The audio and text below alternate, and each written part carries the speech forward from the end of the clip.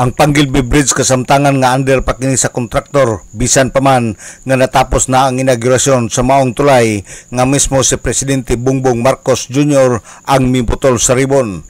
Matod pa ni Pilahia Dahilog, ang Administrative Officer 4 o Designated District Public Information Officer sa DPWH Distrito Misamis Occidental, nga sa pagkakaroon ubos pa kini sa pagdumala sa kontraktor ang Panggilby Bridge o aduna pay usab nga gikinahanglan usbon sama na lamang sa gi-overlay nga asfalto nga naukab o ang suga sa maong tulay nga kamulo pa karon nga gitrabaho sa kontraktor o uban pa.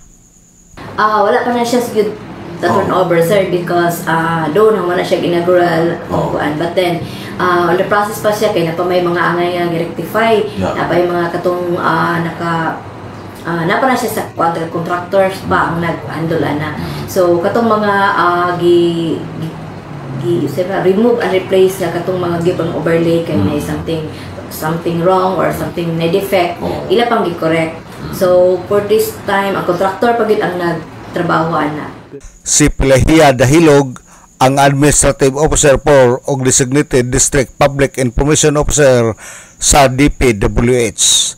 Sa panahon unya nga ma-turnover na ang maong tulay, adunay i-create nga komite para naay mag-handle sa maong Panggilby Bridge.